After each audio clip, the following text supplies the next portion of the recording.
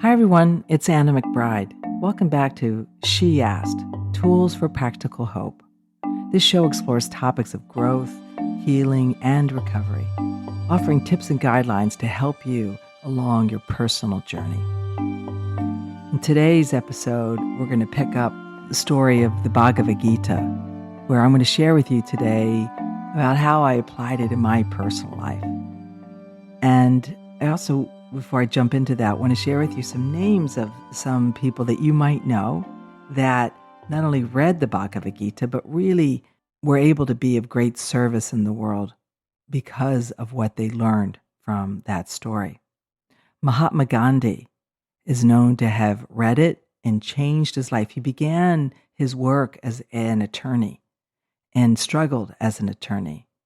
And at the time that he was struggling in that role, he had already read the Bhagavad Gita and actually was known as, he carried it with him everywhere. And it was what he called his spiritual dictionary.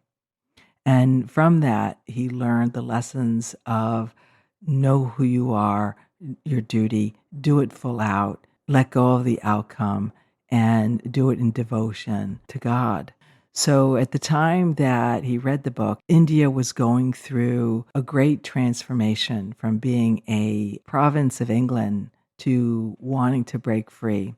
And many of the indigenous people were being held in servitude and slavery. And Mahatma Gandhi made it his purpose to help free his people and fought for their rights. And to do it, he actually gave up all of his life in devotion to that. And it is said that to his last breath, he had that book with him. Albert Einstein is another person who is known to have not only read the Bhagavad Gita, but practiced talking in Hindu, and with great expressions of that story and its insights of the universe is what really made him curious about studying what he has brought forth to our world.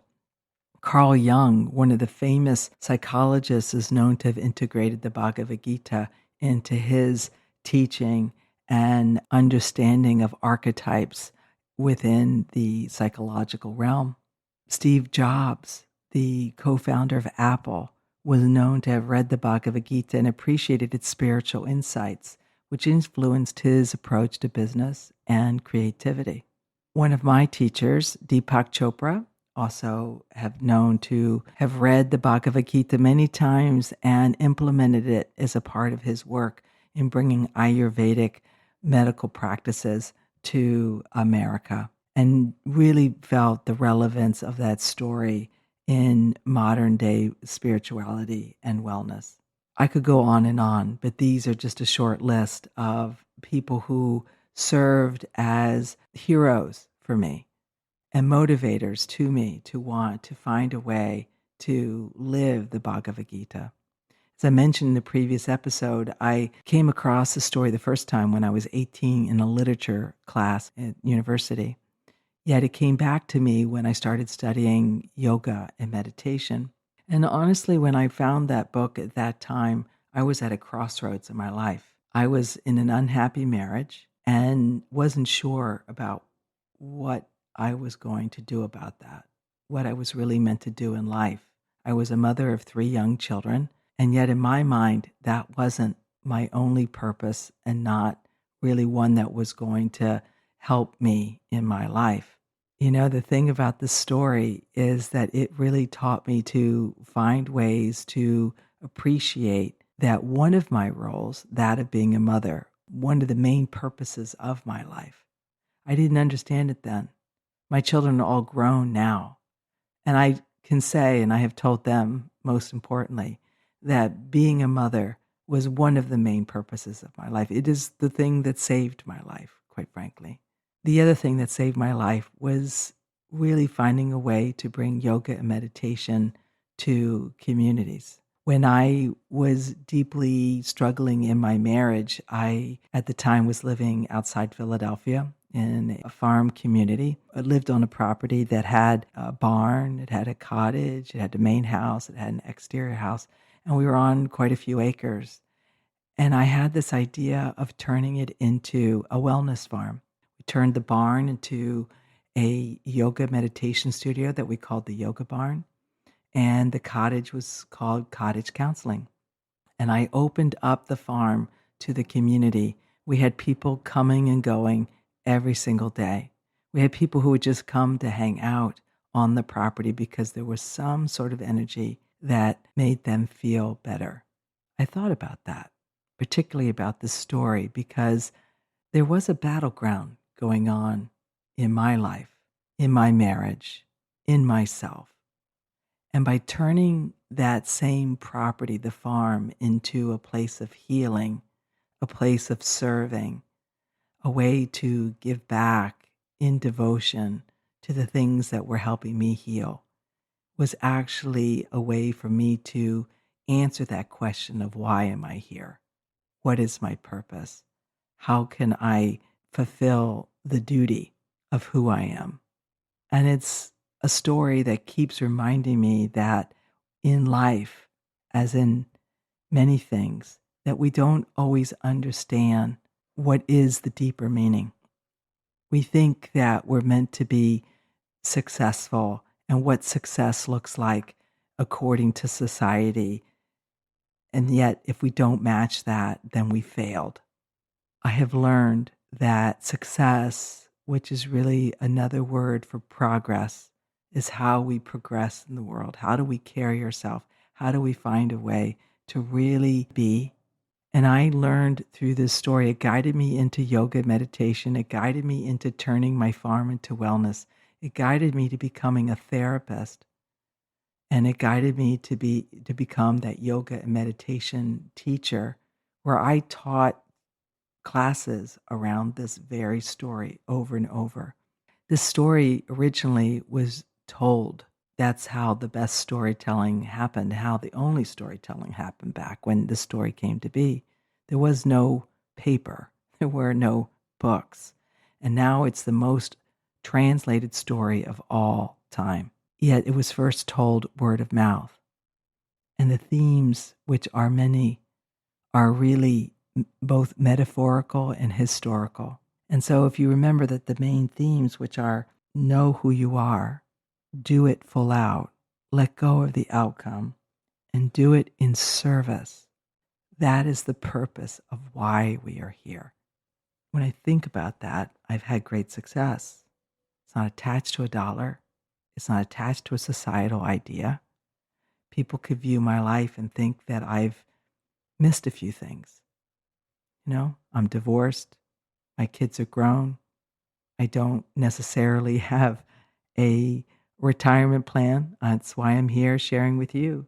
And yet at the same time, I have a lot of experiences to bring forward, most of which I've learned from this one story. Some of the great quotes from it are ones that keep teaching me about why this story still holds great meaning. This idea of be in the present moment before you take action is so powerful that if we would only be present instead of worrying about yesterday or figuring out what we're going to do tomorrow, then we would understand that all we have is right this moment. And the best decisions are only made in the moment. They're not made tomorrow and they're not made yesterday. And they say that, the universe exists now. Right. So the other main theme from this that I really enjoyed is the idea of the power of one. To be successful, I used to think like I had to teach a lot of people, right? And that, in a sense, makes sense, right? You can't maybe make a living off of one person. Yet the most powerful, successful teachings and connections I've ever had have been with one person, one conversation, one therapy session, one cooking class, one on one. And if you can see that as having great meaning, then you've been successful. Not many people really know the power of connection. One of the modern day quotes is, to everyone you are one person, but to one person you may be everything. I love that quote. And it comes from the story because the whole idea is that Arjuna thought that he needed to be able to have an effect on many, many people, when really the only person he needed to have an effect on was himself. Know yourself and be that. There's another quote that comes from that story about the universe, and I think this is the one that really inspired people like Albert Einstein. As above, so below. As within, so without. And that quote really means is that the universe, we think, exists outside of us. And what the Bhagavad Gita taught is that it actually exists inside of us. Everything that is outside of you is already within you. And scientists have proven that all of the atomic matter that's in the world actually exists inside of us in some way, shape, or form.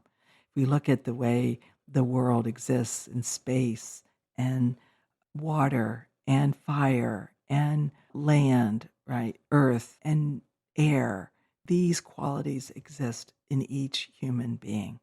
It's really fascinating the way that these things just keep on going. And I've thought about the fact that when it comes to really understanding my impact in the universe, I have to first be able to go within myself in order to and know myself so deeply that whatever I bring outside of me is adding, not taking away from someone else. One of the other main quotes that comes from this story is this idea of you are your thoughts, that whatever you think is what you're actually experiencing. That's the power of thought. Arjuna thought that his life was over, that this problem of being a warrior was going to destroy him, when the character Krishna reminded him that thoughts are powerful, that if you think you're going to be destroyed by your circumstances, then you probably will. Yet if you think that your circumstances are going to transcend you to make yourself more, then they will. Even if you die, you will have lived. In that story, Krishna said, at our essence, there is no end and no beginning. We always were, and therefore we always will be. It's kind of a mind-blowing thought. And yet the way we look at it today is we will always exist. I think Einstein said that energy cannot be destroyed. It can only be transformed. That was his translation from what he learned from the Bhagavad Gita. The way we say it now is we have a part of us that will always exist. I like to think that the part of us that will always exist, besides whatever ideas you have about spirituality, is our story. Our stories will always exist. So I believe in storytelling because I want to be remembered for the way I connect with people, the way I help people, the stories I told, to feel attended to heal. That's the part of me that I hope continues. There's so many great things that come from this story. I could go on and on and on, but I want to inspire you to really think about what your purpose is to be you. Be you. Know you so well and love yourself enough to just be you. Don't think you have to be like anybody else. The only thing you can succeed at is being you. And then do it full out without worrying about any kind of outcome, because the best outcome is what you invest in yourself, your own income. And then do it in service. Think of you being, you existing is for service, particularly if you're kind. You know, kindness to one person is kindness to every person. I really strongly believe that the themes of this story are what can help us heal, individually and universally. So, not for nothing, go get a copy of the Bhagavad Gita. I particularly like that translation by Stephen Cope, The Great Work of Your Life. If you want some great stories about it, I really suggest that you start there. It's a simple read with some great stories of modern people that I've mentioned already, including Jane Goodall, the great story of Jane Goodall. There's even a story in there about Harriet Tubman and how she was influenced by this story as well. The story that keeps on giving are the best stories that we can hold on to. And here at She Asked, the Practical Hope podcast, we want to offer you tools, and this story is a great tool.